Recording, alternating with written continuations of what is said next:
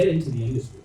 I fell in, like I said. I always loved acting as a kid. My mom came downstairs once and I was like crying on the floor. She's like, "What's wrong?" And I was like, "Mom, I'm Snow White in the forest and I'm lost." Okay? So I've always like loved acting, but music was my big thing. And so I moved to Canada when I was about 18. I just sort of, I was an A+ student, but I could not handle any more college. And I was like, oh, everyone in Canada and their dog is in a band, so I'm gonna be a rock star. Yeah. And we did the indie rock thing. I played at a lot of bar shows as well as a lot of anime cons and pride festivals. And that was kind of how I met other voice actors. I became friends with like Tatum and Caitlin Glass and John McDonald, and we just hung out in the green room, just vibing. And I was like the safe space where they like bitched about their work. Aww. And so I was like, I'm never gonna become a voice actor. This work sounds crazy. It's so stressful. Yeah.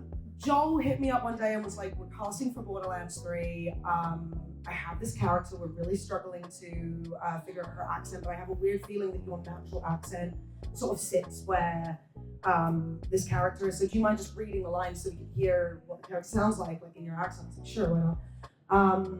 I was late for my first audition. Were you still living in Canada? No, I was, yes, I'm still living in Canada, but I was in the middle of getting my work visa because I was touring anyway. So I was in the process of that, thank God. And I get a phone call one morning and it's Joe and he's like, yeah, we just want to hire you. Apparently it was unanimous, so I was like, oh gosh. So I got thrown in at the deep end like Jeremy, and I was up there acting with huge names that terrified me, that I knew both as people and from my childhood. And so from there, Caitlin was like, Kieran's acting. I have a non-binary character. I really need to cast. Can I hear it? And so I learned an American accent in 5 days, which was awesome. And I just fell into it from there and ended up living in Texas, which is fun. Yeah. But no offense.